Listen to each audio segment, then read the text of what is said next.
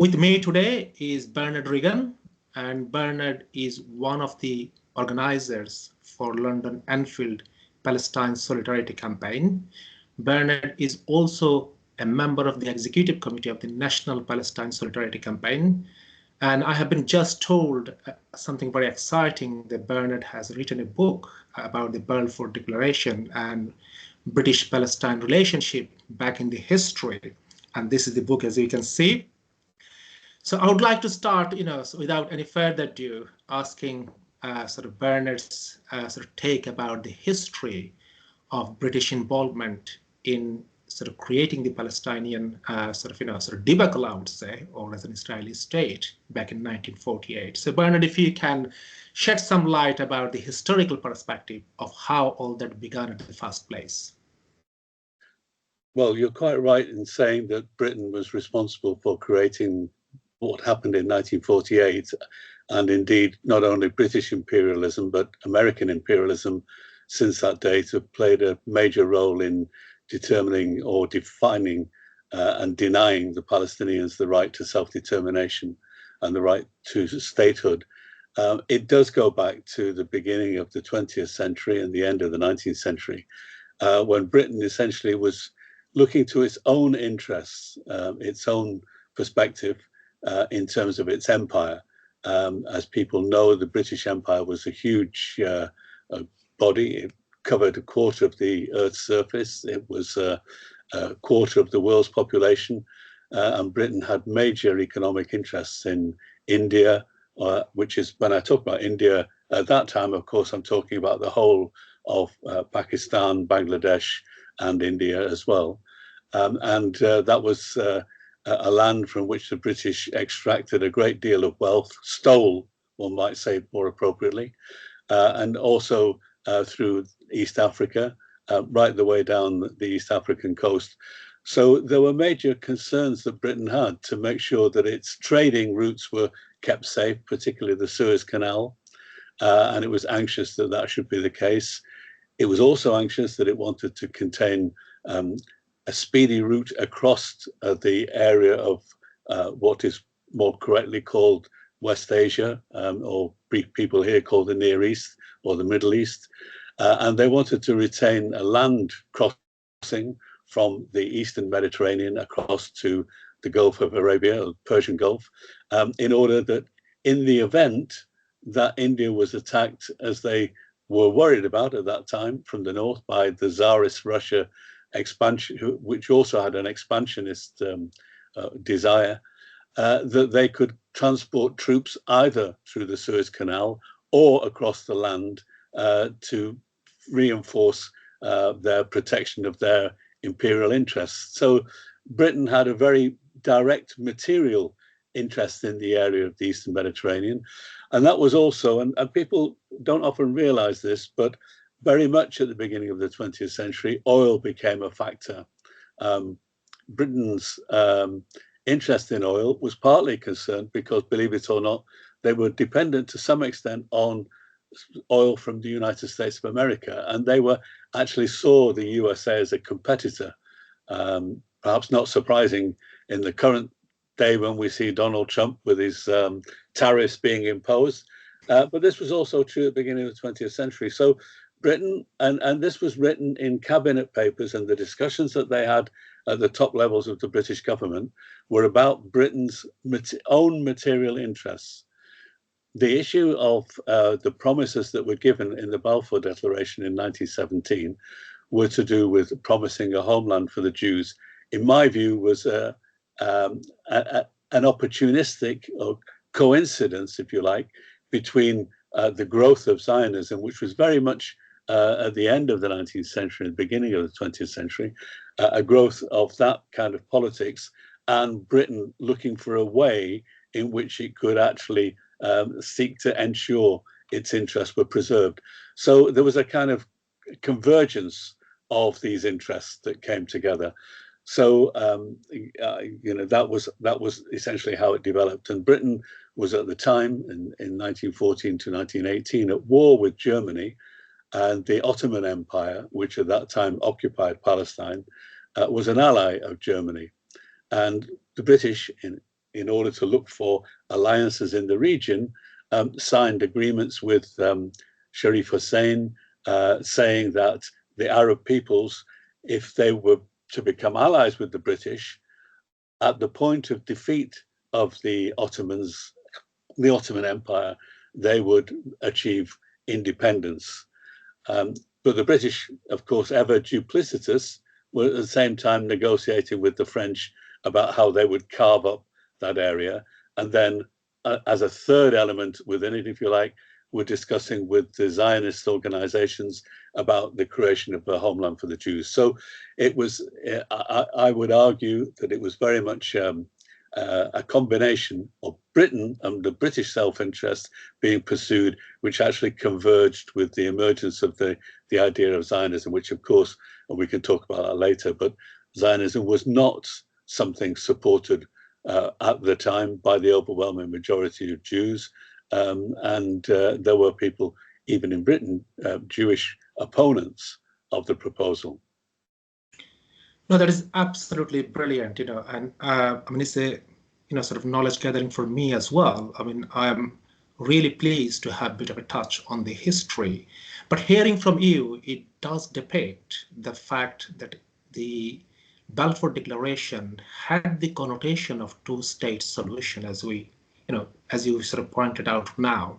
So why, if it is the case, why Britain has shifted their posture from the two-state solutions, and why the perpetual support of Zionism still continuing to the extent that we are hearing about sort of greater Israel, and many of these sort of collective Western countries are not talking about these sort of two-state solutions, pretty much aligned with the greater Israel, and that's the sort of motive we've been hearing from US and some of the sort of countries who've been complicit with the genocide. So if you can shed some light on two-state solution and how there has been a shift from there.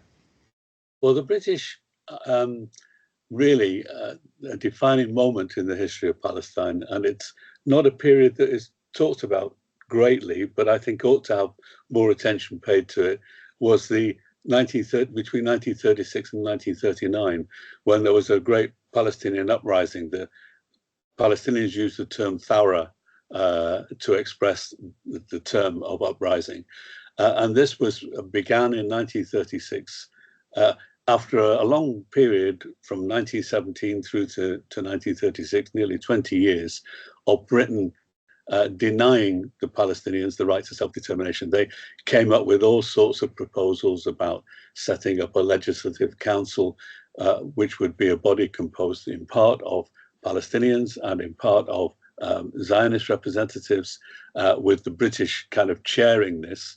But any of those parties had a veto on any decisions. So it was not a democratic, it didn't reflect the demography, because in the period of we're talking about at the moment, the early 1920s, we're talking about a Palestinian population, Arab population of 85, 90% of the population. So anything that was based on a real democratic representation of the people would have given the Palestinians overwhelming majority. And just let me say in parenthesis that actually when I'm talking about Palestinians, some people mistakenly think all Palestinians were Muslim. They were not.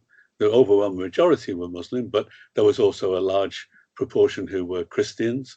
And even amongst the Jews who lived in Palestine at the time, they were not Zionists. They were actually not Zionist. And there's an interesting story in the early 1920s when the Palestinian representatives who were trying to present the case for Palestinian self-determination went round the area of Palestine, speaking in different places, and they spoke in the synagogue in Jerusalem at the invitation of the rabbis and those who ran the synagogue at the time. They were invited to come and speak, and they spoke about what they were seeking, and what they were seeking was a country that was democratically run, that reflected everybody who lived there. And they said this quite explicitly because they wanted to make it clear there was nothing anti-Jewish about the proposal for Palestinian self-determination, and that everybody who lived in the country would become a citizen of that new state. So when we talk about 1936 and 1939, all of those ambitions, which were inclusive of everybody who lived in Palestine, all of those ambitions were denied consistently year after year after year by the British. And that suppression of the rights of the Palestinians led to a situation in which there were protests, there were demonstrations, and there was activity. And in 1936, a general strike was called, where all Palestinian businesses and workers ceased to work, and it lasted for several months.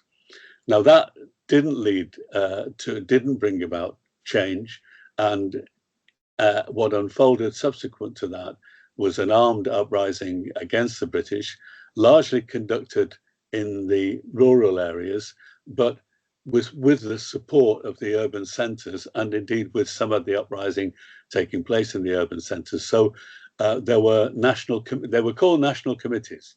Each sort of town or substantial village had a national committee, which was responsible for kind of sustaining those who were conducting the fighting, providing them with food and sustenance and shelter and so on. And it was a major uprising that took place between 1936 and 9, brutally suppressed by the British, and we could talk about that in a moment, brutally suppressed by the British, denying the Palestinians those rights, disarming the Palestinians. And this is the crucial thing when we talk about 1948, because the arms were taken away from them, and people were imprisoned, people were killed, people were hung by the British, and that violent suppression of the Palestinians, which you can see now today in Gaza. Some of the actions of the Israeli army in Gaza are directly taken from the playbook, if you like, of the way in which the British military operated between 1936 and 1939, and the way in which then subsequently Israeli forces, or what became Israeli forces, acted in 1948. So there was a long continuity of Britain's intervention to prevent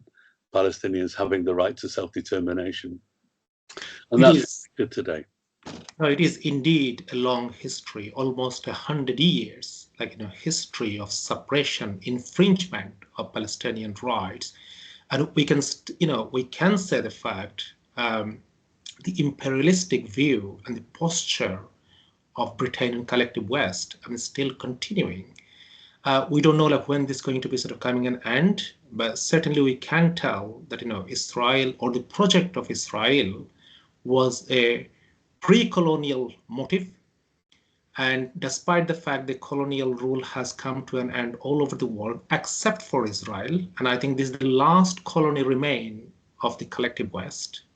And I think this is why the sort of collective West been perpetually supporting Israel to, sort of create this sort of the apocalyptic situation in Gaza, driving the Palestinian out, Nakba after Nakba. And we may be, sort of witnessing another Nakba soon. If the Israeli pretext comes to, in reality. So, if we, sort of kind of look at the present at the moment, what do you think that, the current situation and what will be going forward? Are we seeing another ethnic cleansing, i.e. another Nakba? Because yesterday it was reported in Al Jazeera that 77% of Gaza land have been occupied by Israeli army. And obviously it's a multifaceted genocide going on, not just one-dimensional. It's a multi-dimensional genocide. Are we looking the Donald Trump's plan aligning with the Netanyahu's plan to drive the Palestinian out from Gaza and start the real estate project, as Trump alluded, as soon as he came to power? So what do you think about, sort of things that are coming, sort of going forward? Well, I certainly think, you've introduced the topic of the attitude of the United States of America, and I think that's quite right.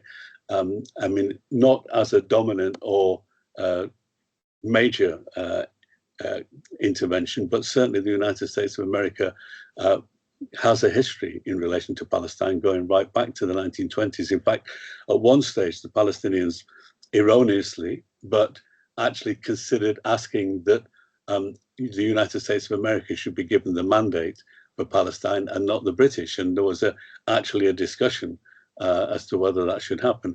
But I think I think what you're saying is absolutely right, that what we are witnessing is another Nakba. It's worse than 1967 when they expanded the territory, and clearly, tragically, it's far worse than the intifadas that we saw in the early part of this century, the 21st century.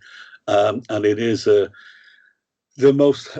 I mean, I feel like I'm almost running out of words to describe the horror and my repugnance at the brutality and the callousness, the vindictiveness, the viciousness that is being inflicted on the Palestinians. I think almost our vocabulary is becoming inadequate to actually articulate the gravity and the horror that we're witnessing.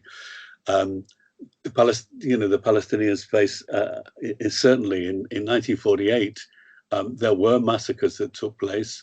There were hundreds of Palestinians who were quite literally slaughtered in places like Deir Yassin and Tantura, Safsaf and Lid and other places where the Israeli forces rounded people up and indiscriminately shot men, women and children and conducted a vicious rampage. And we're witnessing that now multiplied many times. The fatalities proportionately that we're seeing far outstretches what took place in 1948, and is clearly designed to absolutely inflict the most grievous pain on the Palestinians. In my view, it's a generational assault. It's the killing of young people is not coincidental or accidental. I think it's to send a message to all young Palestinians, that you are not going to be able to live here under any terms but our own, and we will decide, the Israelis that is, we will decide who and how many. And what Trump said about creating a Riviera in the Mediterranean and so on are very very alarming. It was said, although the Israelis denied it, that actually even during the earlier part of this war that's being conducted, that they had discussed sending Palestinians to the Congo, of driving them out and seeking another country which would receive them. Now, they denied it quite rapidly, but it would not be surprising to me to learn that had been the truth. It happened I think it was in the 1960s or 70s, that actually the Israelis entered into negotiations with Paraguay, believe it or not, to receive thousands of Palestinians. And at that time, the governor of Paraguay was a man called Stroessner, who was quite literally, and this is not kind of embellishing it or exaggerating, he was a fascist. He was a fascist dictator and and ran the most brutal regime internally in Paraguay. And the proposal from the Israeli government was to actually get Paraguay to take thousands of Palestinians.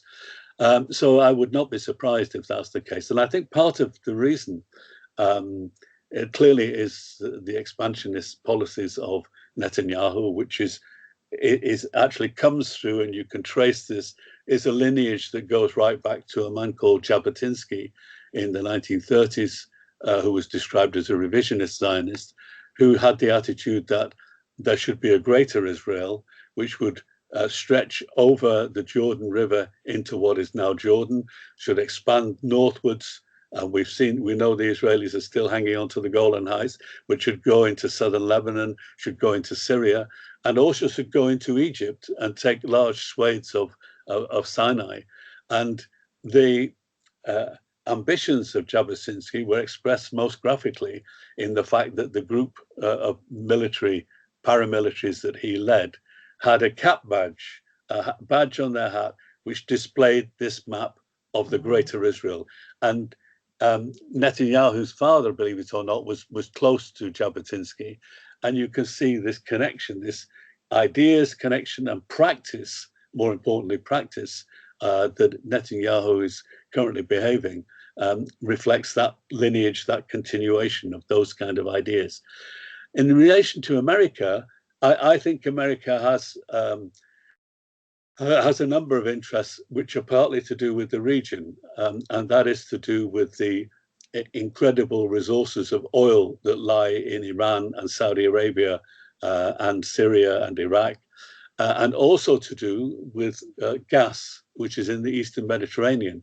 The gas fields in the Eastern Mediterranean are colossal. They're alleged to potentially provide something like I think it's 3.5 trillion cubic meters of gas, which could supply the United States of America itself for 10 years. So we're talking about vast economic resources that are there. And I think that part of Trump's ambition is to ensure that those resources remain under the control either directly of the United States economic interests or politically are subservient to United States economic ambitions. And you can see that in his negotiations with Saudi and other places. And I think the backdrop to this, of course, which people don't talk about, but I think is a factor, was the Arab Spring of 2010, 2011, 2012, when the masses of people in the area rose up against the oligarchic regimes that existed in Egypt and elsewhere, Tunisia and so on. And obviously, had they been successful, undoubtedly would have looked to converting those resources into resources for the peoples of their countries, rather than being resources that were exploited by the United States of America, extracting the wealth from their area.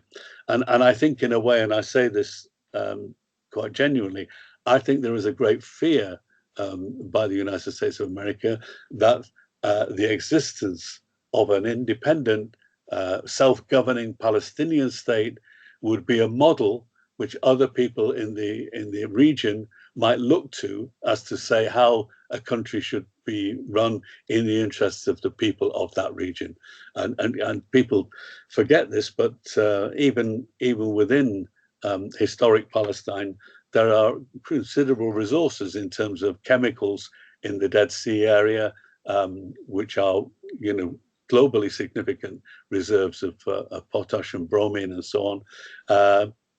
And I think that that independence of Palestine would, if you like, provide a potential threat in the eyes of the Americans. And that's why you've got Trump going around all over the place, getting countries to sign up. And it's a tripartite agreement to sign up to the Abraham Accords and to link up those countries with Israel and with the United States of America.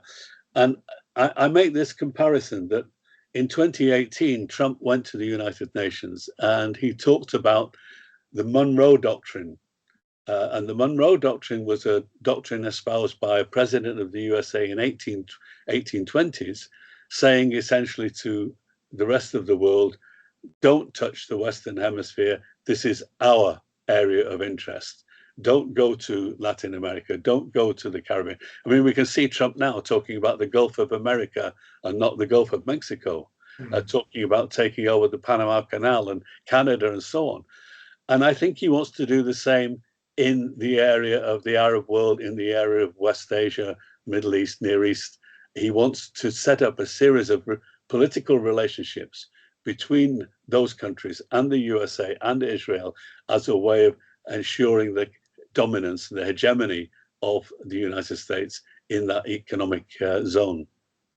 Yeah, absolutely. And we have seen this, in the last trip that Donald Trump gained about 1.7 trillion worth of, agreements with the family dictatorship in the Middle East. And you're absolutely right. Those family dictatorship and those regimes do not like a sort of, independent Palestine, because that would be a sort of existential threat for their, sort of dictatorship. And that might sort of raise the appetite of the Arab people to establish peace and democracy on their country as well. So certainly they are fearful about the fact, and this is why they are not much vocal about the Palestinian cause. Rather, they're very much, satisfied to be silent about this, having the undercover relationship with Israel, and also, sort of establishing the or emboldening the further economic tie with the United States. And certainly, this is, giving the U.S. upper hand of controlling the region. We have been seeing the ongoing negotiation with Iran, although Trump wants to, kind of change the Persian Gulf, the name as a whole, and this is what sort of came in the report as well, because he has a vision about the Persian Gulf region, and so as you rightly alluded, it's all about the financial and geo-economic gain of the United States, and the posture of like geo-economic and some modern imperialism, that US is the master of the world and they can subjugate whoever they wish to and gain the geopolitical and geoeconomic benefit. So as you touched upon this sort of region, we have been seeing sort of one hand, Witkoff is having the discussion with Mr. Abachi, the Iranian foreign minister, about coming up a sort of nuclear deal. At the same time, we've been hearing from media as well. There has been a pretext or doctrine of Israel attacking Iran, obviously with the help from the United States. So, are you looking the fact it is kind of like a sort of delaying tactics to sort of embolden or like preparation of the military assault, or you are saying that there is a real and honest, sincere intention of the United States to have a peace and negotiation deal with Iran in terms of the uranium enrichment? So, yes, what do you think about this sort of present dilemma that Iran and US are happening? I think the objective of the United States is to achieve dominance, to achieve hegemony. And whatever way they can do that, then I think they will seek to do that. If they could negotiate an agreement, which from an American perspective was one that made any initiatives in Iran subservient to a perspective that the United States had, then I think they would be comfortable with that. But I think what is the case, and the people perhaps have to absorb, I think Iran is a completely different equation. It's a huge country with vast resources, with a very sophisticated, developed economy, and the peoples which are engaged. I mean, there are internal issues, but that's for a discussion at another time. But as a country, it's a substantially different from, I think, any of the other immediate countries, but clearly has the potential to have an influence. I thought it was interesting, for example, and I think this is, again, another dimension of the American kind of interest in the area, is that China was able to negotiate some sort of rapprochement between Saudi Arabia and Iran, to have some kind of improved relationships. And the Americans are worried. They're worried about Iran becoming a political and economic influence in the area.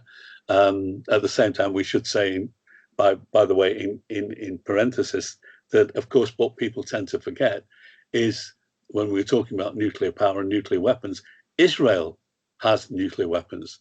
Israel allegedly has hundreds of nuclear weapons. Of course, they continuously deny it. They're not signatories of the Non-Proliferation Treaty. They refuse to admit it. But Mordechai Vanunu, the Israeli scientist, exposed this and was imprisoned and tortured as a result of his exposure of this. So the real nuclear threat, in my view, in the area is Israel. They're the ones who are the real threat. But going back to Iran, I think, again, what you could see potentially, because of its size and its coherence as an economy and as a society, is that Iran would be another political economic space for the development of the region and collaboration between the different countries in terms of development of the resources of those countries in the interest of the peoples of those regions. So I think that's one of the reasons that the USA is anxious about that. And it's tied in, going back to what I was saying a moment ago, to the way in which China is expanding its trade and so on. People will know about what's called the Belt and Road Initiative. The Belt and Road Initiative is a major economic program that China has been developed now over decades, which has links already in Europe. There are something like, I think it's 28 railway terminals that are actually linked to China and through which transportation of goods can take place. And of course, they have an expansion that is not only that territorial replication of the old Silk Road, which people talk about through the land areas of Asia into Eastern Europe, but it's also a maritime project. So there is the Belt and Road Maritime Initiative, which will see trade from China through the South China Seas across the Indian Ocean to East Africa, and there's a major terminal being built there for the countries of that region to engage in trade. There's also a project of that Belt and Road Maritime Initiative extending through the Suez Canal, which is a natural waterway link, and also into the area of the Persian Arabian Gulf. So these are major economic developments, and I think America has a trepidation that this might lead to, again, to China becoming a major trading partner and a major player.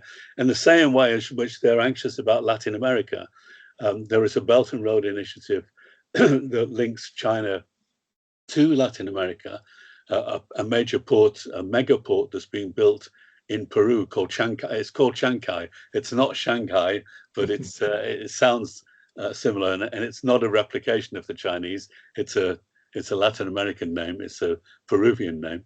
But it is a major initiative, and it also Trump has got and making a lot of noise about the Panama Canal, about the fact that Chinese vessels, are using that waterway as they have a right to and should be able to.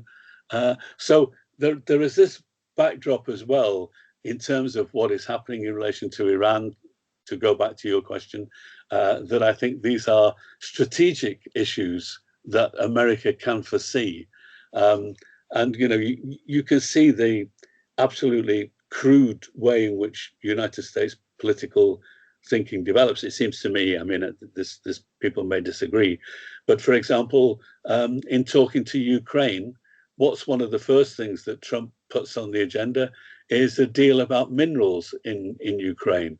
And he's anxious to get that signed off. And the same is true about Latin America. There are vast resources of minerals that are vital to the development of modern technology, which they want to try to control. And they talk about it quite openly. I mean, sometimes, kind of funnily enough, the most honest people are the American Army. So there is a general called Laura Richardson, who's in charge of the United States Southern Command, who appeared before the Senate and quite openly said, we need to build relationships with the countries of Latin America.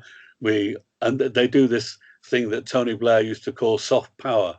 They have sort of, training people to be able to rescue people at sea, or, developing some kind of cultural initiative, not even military.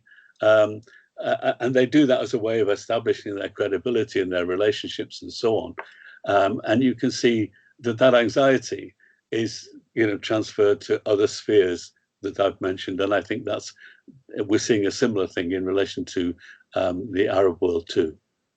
Yeah, absolutely. I mean, as much as US is trying to enhance their imperialistic and the hegemony all over the world, especially sort of decoupling China, making Iran capitulated to them, making sort of Russia to surrender to US, but in actual fact, the sort of the reality suggests it is the other way around, because Russia got the upper hand now in the event of Ukraine war. Although America, yes, they are sort of very keen about getting the rare earth, the minerals from Ukraine, and this is the sort of agreement have been signed We have been seeing this sort of this strategic tie between Russia and Iran. In January, they signed a strategic security, agreement as well, which has a sort of gravity in terms of, exchanging this sort of military expertise and the support in the event of emergency as well. We know about the Shanghai Development Cooperation. That is again, sort of a platform for the global South to stand against the imperial, hegemony. We have been also noticing the fact, the global South and the global majority have been raising, and they started to kind of, formulate their plan to how to, sort of debunk American sort of geoeconomic strategy going forward. So as much as they try to control the world, I think the world has reflected differently now. Iran is not the same Iran that we knew about 2015 when the JCPOA was signed. And hilariously enough, sort of Trump towed that deal that time, and he is now going for the same deal again, or perhaps much more stringent deal that can give US the upper hand. But Iran, as you rightly mentioned, has the thousands of years of history, and culturally, Iran is not a nation which can back down or take the American blow on their head this time round, because this time Iran is much more advanced in military economic capability, as you mentioned, than back in 2015, at the first term of Sir Donald Trump. So I think the whole, geoeconomic and geopolitical surface has been changing, and we've been seeing this sort of, Chinese sort of, you rightly mentioned, the sort of BRI initiative is expanding. So I believe, the balance of power is shifting in the world, and the Gaza war has been this sort of, I would say, the hot potato that depicts, how the world, sort of political, economical calculation have been changing, sort of over the last 2 years. My last question would be about the role of the Western media and how we are seeing this sort of, the Gaza issue have been subsided, not mentioned at all. We are seeing day in, day out, this sort of massacre, the multifaceted genocide, even though sort of British government, sort of doesn't define or refuse to define this as a genocide. We heard it very clearly from David Lammy, despite the fact the Geneva Convention was saying you don't need to kill a single person for it to be becoming a sort of genocidal action. If you intend to ethnically cleansing, if you intend to mass murder, if you intend to sort of collective punishment, that can be clustered as a genocidal action as well. So what do you think about the sort of British government, and particularly British and Western media, and their sort of blindfolded attitude towards Gaza? Because I personally believe if CNN or CNBC or BBC or Sky TV did a sort of a weak rolling cover on Gaza at the beginning of the war, it hadn't come that far. So I believe the media has sort of a big role to play for the escalation of the genocide. So how would you be describing the sort of blindfolded British and Western media and their role in the middle of the genocide? I think you summed it up very well. I mean, what I would say, however, is that this emanates from the British government, and the media is a reflection of the ruling class in this country and the kind of coalition that is composed of, and their attitude to their interests, which I think if you look at the way in which the Prime Minister Keir Starmer has behaved and his expressions and his opinions, is very much subservient to the United States of America, of seeking to snuggle up without being too embarrassed by Trump's kind of pantomime villain sort of actions. And by the way, I think I shouldn't have said that, because I don't think we should treat him as a pantomime villain. I think he's a villain, full stop. So that's a bad expression. But nevertheless, I think there has been a tendency to kind of look at that kind of grand, exaggerated way, his hyperbole and the way in which he talks, as being kind of somehow suggesting that he hasn't got a rational, from his point of view, a rational perspective as to what he wants to achieve. I think he has, and that is crudely, as we said earlier on, American dominance in all of these scenarios. So I think that it's not so much that the British media or the American media, for that matter, are creating the politics. I think the politics come from the politicians and their responsibility. And, you know, it's very clear from the statements made, as I understand it, from the International Court of Justice and the International Criminal Court, that there ought to be an obligation on the part of countries who are signatory to it. And here we come to the issue that the US is not party to that, Israel is not party to that, so they don't accept the jurisdiction. And indeed, Israel and the United States of America have both been seeking to undermine the legitimacy of the International Court of Criminal Court and the prosecutors there by attacking them and trying to discredit them. So it's about the attitude of government. So Britain has a decision to make, having and very belatedly, one has to say, way too late, hopefully not too late, but very, very late. David Lammy and Keir Starmer have come out and made the statements, but they only did it, and it was interesting, in conjunction with France and Canada. They needed some kind of, I think they felt they needed some sort of protection against the USA, that it wouldn't be just kind of Britain that was singled out. But you can see from the response of Netanyahu that even that statement, which is not adequate, nevertheless kind of caused a concern in Israel because it showed a potential. And I think that that has come about because of the mass demonstrations that have taken place. I know that people sometimes feel that they, you know, have we achieved anything? And it is very, you know, frustrating that we don't feel we have got as far as we can. But nevertheless, even that kind of slight halting of unqualified support that Britain has been giving to Netanyahu has now been broken, and there's now opening up of a space to question, okay, if you think that what they are doing now by refusing to allow the goods to enter to relieve the starving that is taking place, why won't you say something about the bombing that is taking place? Why won't you say something about the destruction of homes and houses and schools and the whole infrastructure and the capacity of the people of Gaza to live, you know, in any kind of sense, normal lives?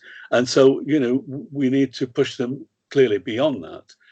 But I do think that the media has played an absolutely horrendous role in, you know, you switch on, and you've alluded to it, you switch on Al Jazeera or any of the programs from the area, or you read the media, social media, the websites or the social media postings, and you can see daily that there are grounds for comment, there are grounds for condemnation, there are grounds for action by Britain, not least of which it should refuse point blank to send any arms to Israel, any components that contribute to the arming of F-35s and the supplying of resources that sustain that war. It should deny Israel access to Akrotiri, which is a British-owned airbase in Cyprus.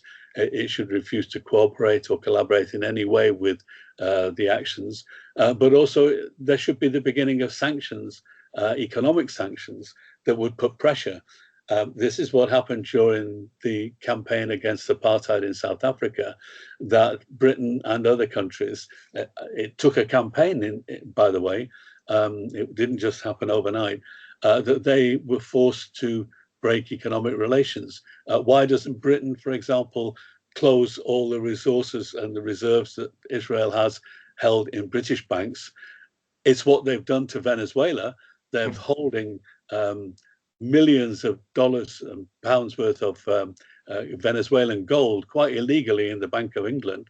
They could take similar action in relation to Israel to cut off its international credit, to prevent trading, to put pressure on them, and move in so many ways. And the media has been going along with, if you like, the texts that essentially are written in Tel Aviv by the Israeli government and by Israeli spokespersons in quite uncritically. And it's, I mean, at the more banal level, it's just shameful the way in which whenever events happen, They have to begin as though everything started on October the 7th, 2023, without acknowledging any of the prehistory and the context of the totality of what has been happening. And B, they invariably invite an Israeli spokesperson to come on to comment on it, or somebody sympathetic to the Israeli political positions. And seldom, how often do you see the Palestinian representative in Britain appear on the television?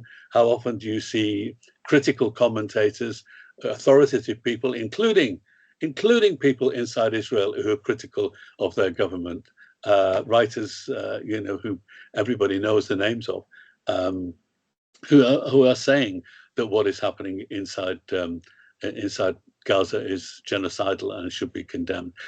You're seeing the statements by the United Nations Special Rapporteur, Francesca Albanese, who has been absolutely consistent and courageous. And I really think she's been exemplary in the way in which she has been unrelenting in bringing the case of Palestine to the world stage. And her predecessors, indeed, who were in a different moment of the history of Palestine when there wasn't such brutality taking place. There were events, but not of this magnitude. And they too have said things. They have made comments saying that the Palestinians, for example, have a right to resist, to prevent what is happening by themselves responding to the attacks that are taking place. And that's uncomfortable, but it's part of the UN Charter that a country under attack has a right to defend itself, and the Palestinians have a right to defend themselves. So in terms of the media, none of this is given airspace. Francesca Albanese, who has been to Britain on a number of occasions, has spoken at various platforms, has actually been denied a platform in Germany, by the way, and was prevented from speaking at a public event there. That there are plenty of opportunities of spokespersons from a range of views, as I've said, including Israeli Jewish citizens, journalists like Daniel Levy and others who have made comments on this, disavowing what is being done in the name of the people of Israel, and the British media is atrocious. BBC, ITV, Channel 4 occasionally has things, but by and large, just absolutely despicable. I'm almost lost for words to condemn I mean, as journalists, the integrity of a journalist is about honesty, is about actually reporting the reality and the truth. Of course, they, to some extent, hide behind what is true, that Israel denies the rights of journalists from other countries to enter Gaza, except they go along with the Israeli military. They are embedded, as they used to say when they talked about Iraq, a journalist being embedded in the military. But notwithstanding that, there is more than sufficient evidence to actually have reportage on the situation, displaying and explaining the truth of what is happening. No, surely. In fact, this sort of reputation and the credibility of the British media and the sort of Western media has gone downhill. Certainly, I think you mentioned about soft power, and West, sort of collective West has lost their soft power significantly. We grew up in a country in Bangladesh, it's a third world country. We used to hear about the sort of a rule of law and, sort of like humanity, peace and justice, sort of freedom of gathering. Everything has been well fostered, well practiced in the West. However, over the last 2 years, we have been seeing the governments becoming, really agitated about freedom of speech, about freedom of, movement, talking about the Palestinian cause, talking about, talking against the sort of Israeli genocide and the Zionist, sort of perpetual propaganda or perpetual actions as well. So I think, there has been a significant image crisis of the collective West. They lost their soft power significantly. And I think it is about time for them to review their foreign policy, review their domestic policy, look at how people, have been voicing their concerns about upholding, truth, justice, sort of freedom of expression. It's not about picking and choosing and pulling and pushing as and when you like. I mean, it's about a consistent message and consistent, sort of democratic practice as well. And I think this is why we should be, sort of talking about this regularly. It's not, Gaza is not just a local issue, it becomes an international issue nowadays, and it has, opened the mask of many front of many people, especially the sort of, collective West and their sort of ruling practice, the ruling elite and their attitude as well. So it's a lot of things we can discuss in the future, surely. I mean, you have touched upon, sort of very well and very, insightful discussion. I have learned many things from you as well. So unless you have anything new to add, perhaps we can schedule another day to kind of hear a bit more about how West and their, involvement on Ukraine, the sort of post-colonial, sort of dynamics in terms of, establishing the hegemony on sort of, some of the poor countries, or sort of like, some Middle Eastern and West Asian countries as well, and all over the world. So we can possibly, discuss a bit, sort of detail, a bit more detail in sort of one of the future episodes, perhaps touching up on the sort of world politics as a whole, the sort of geopolitical context, international politics, modern colonial posture, all of those. But if you have anything, sort of to add, Bernard, please feel free. I mean, other than that, I mean, we can possibly sort of, hang up today and then have another session. Yeah. Yes, thank you very much. It was really an enjoyable exchange.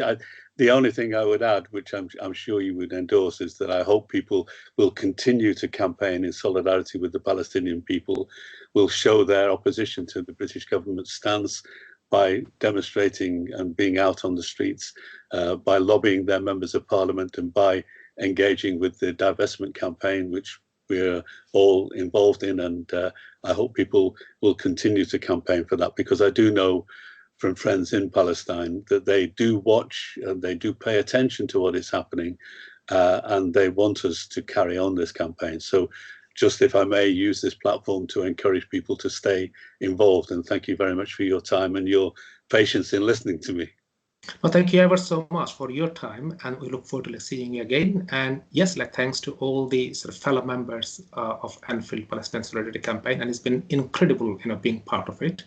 And truly, I mean, it's a pleasure, being part of the campaign. And even though whatever difference we can make, I mean, it's a real success for us, at least changing a little bit of British government and their attitude, their posture about Israel and their perpetual genocide and then expansion of the war as well.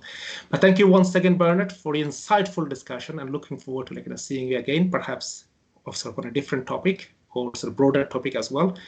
But other than that, I mean, it's been an absolute pleasure, and take care of yourself. Thank you. Thank you.